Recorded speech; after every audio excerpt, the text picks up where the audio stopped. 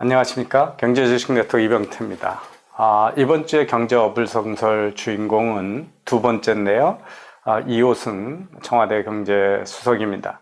제가 오늘 방송을 하면서 방송을 하려고 운전을 하고 오면서 유튜브 채널 방송을 봤는데요.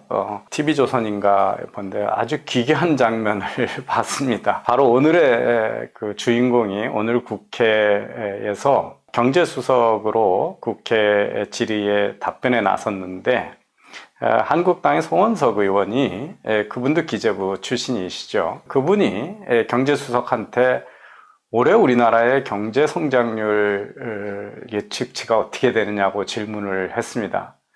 그런데 경제수석이 거의 1분 가까이 대답을 못하고 먼 하늘을 쳐다보다가 자료를 보고 대답하겠습니다 라고 하는 믿을 수 없는 일이 발생을 했습니다. 청와대에서 경제수석을 하시는 분이 연초에 경제 성장률 예측이 어떻게 됐는지, 목표가 어떻게 됐는지, 아니면 그 후에 정부가 어떻게 수정을 했는지, 국제기구나 민간기구들이 어떻게 하는지에 대해서 대답을 못한다. 그래서 모르겠습니다. 어젯밤에 술을 많이 드셨었는지 무슨 사정이 있었는지 모르겠는데, 무슨 어려운 것도 아니고 한국의 경제 성장률이 어떻게 되냐에 대해서 대답을 못하는 아주 희한한 장면이 있습니다. 이번 정부의 강요들은 질문하면 대답 못하는 분들이 많죠. 6.25가 그 김일성에 의한 남침설이냐라고 됐을 때도 대답 못하는 국방부 장관이 있었고, 그런데 하여튼 희한한 일이 또 발생을 했습니다. 이호승 경제수석은 최근에 위기론 함부로 얘기하지 말라고 그러면서 책임질 거냐 그러면서 경제 위기론을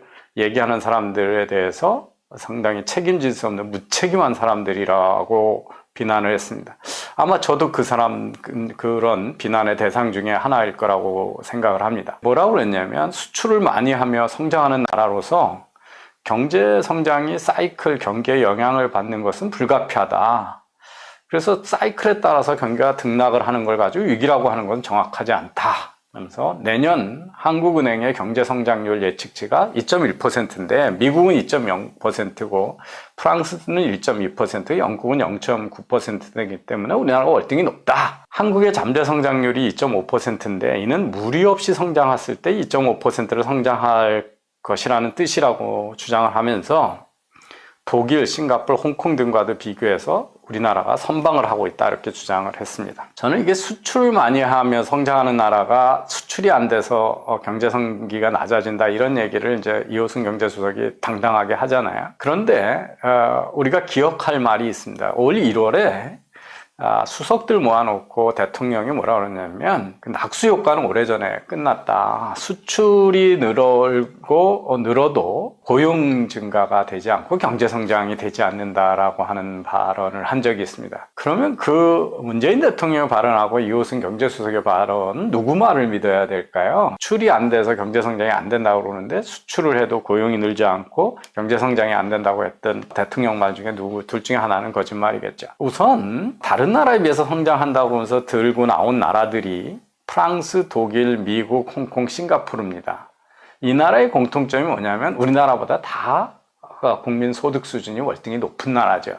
그러니까 경제 성장이라는 게 일반적으로 소득 수준이 높으면 경제 성장률이 낮죠. 그러니까 우리보다 월등히 소득 수준이 높은 나라를 들먹거리면서 우리나라 경제 성장률이 낮지 않다라고 얘기하는 것은 이거야말로 왜곡입니다. 여기 보시면 2018년 월드뱅크하고 IMF 자료를 보면 실제 소득 수준으로 저건 이제 명목 소득이 아니라 물가를 감안한 실질 소득입니다. 실질 소득으로 보시면 프랑스가 우리보다 한 8% 이상 높고 싱가포르는 57%가 높은 나라입니다. 그래서 다 우리보다 경제 수준이 높은 나라이기 때문에 일반적으로 경제 성장률이 높을 수밖에 없죠. 만약에 이호승 경제수석의 말대로라면 중국은 우리보다 3배나 경제 운영을 잘하고 있는 나라다 이렇게 얘기할 수 있겠죠. 근데 중국은 우리보다 훨씬 경제 수준이 낮은 나라이기 때문에 6% 성장을 하는 것도 잘 못한다고 얘기하는 것처럼 경제 성장률이라는 것은 그 나라의 경제 수준에 따라서 상대적인 거다 하는 말씀을 드리는 거고요. 또 하나는 저희 예측치를 가지고 선방하고 있다는 것도 어이없는 얘기입니다. 왜냐하면 경제학자들이나 정책 위반자들이나 그 예측력이라는 게 지극히 떨어지는 거죠. 금년 들어서 미국이 우리보다 훨씬 경제 성장이 높을 가능성이 이제 짙어졌습니다. 우리 2% 미만이고 미국은 2%가 넘을 거니까요. 연초반에도 대한민국이 금년도 경제 성장 목표가 3%였는데 그 IMF가 연초에 2.9%로 예측을 했었고요. 4월 때는 그걸 2.6%로 낮췄다가 9월 달에는 2%로 낮췄습니다. 그러니까 이게 얼마나 그 여러 경제학자들이 모여있는 그런 IMF도 결국 3개월마다 수없이 경제 예측치를 낮추고 한국은행도 그렇고 정부도 그래왔습니다. 그래서 예측치를 가지고 우리가 선방하고 있다는 것도 어불성설입니다. 이호승 경제수석은 우리나라가 성장을 못하는 게 2% 못하는 게 2.5%가 우리나라의 잠재 성장률인데 2% 되는 거는 경기 사이클 때문에 그렇다 이렇게 얘기를 합니다. 그런데 보시면 지금 왼쪽에 저게 우리나라의 실질 성장률에서 잠재 성장률을 뺀 소위 GDP 갭이라고 하는 겁니다. 차이라는 거죠.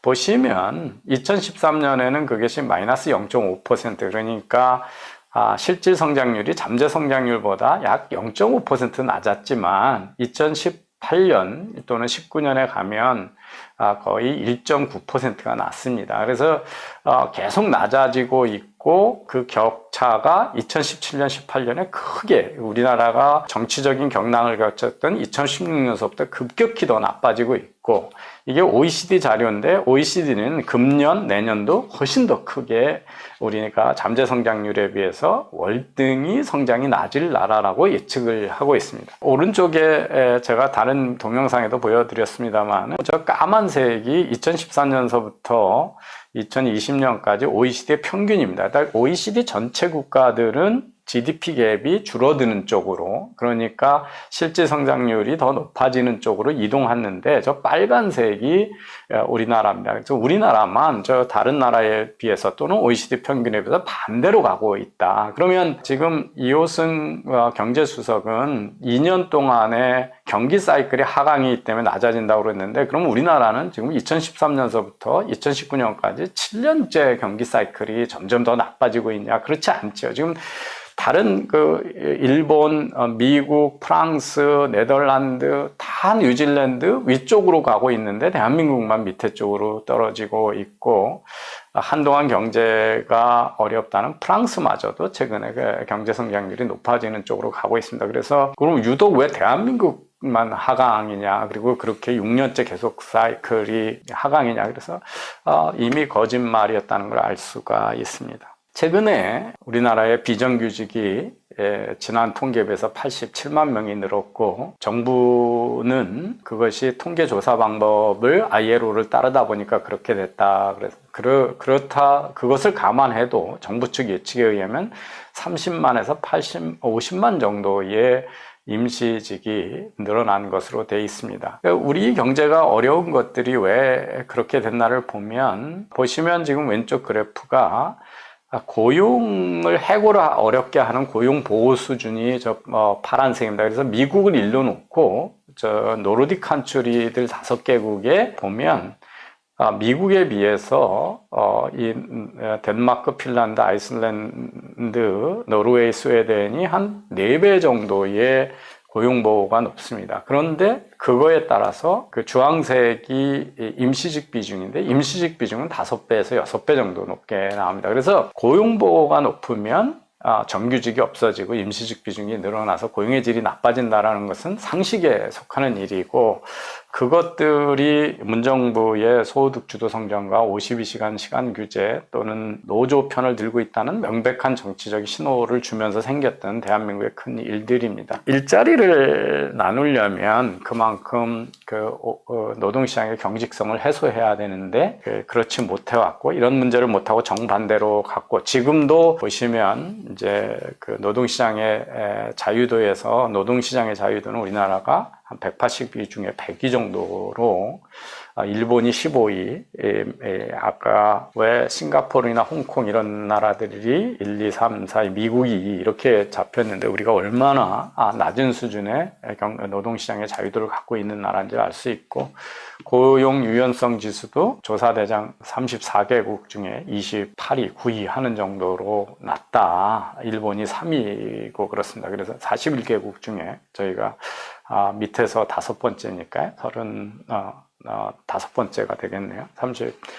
그 정도로 낮은 수준으로 우리가 고용의 유연성이 없는 나라이기 때문에 그걸 더 강화했기 때문에 지금 노동 참사가 나는 건데, 이런 문제들을 해결하지 않고 경제 사이클만 자꾸 탓하고 있다라고 하는 점을 노동시장의 자유도가 낮은 나라이기 때문에 나는 발생입니다. 그래서 결론은 이호승 경제수석이 지난달인가요? 가계수지가 조금 반등된 거하고 가짜 분식회계에 의한 단기 알바 자리 많이 늘어난 걸 가지고 고용의 양과 질이 좋아졌다고 얘기를 하고 가계소득도 반전됐다라고 하는 이야기를 하면서 대통령이 고용의 질과 양이 다 좋아졌다라고 하는 가짜 뉴스로 울긋불긋하게 만든 분이고, 최근에는 아까도 말씀드렸듯이 우리나라의 잠재 성장률이 보다 부진한 경제를 전부 외부 사이클 탓이고 우리 내부에는 아무 잘못이 없는 것처럼 위기론을 얘기하는 사람들이 무책임하다고 공격을 했습니다. 이미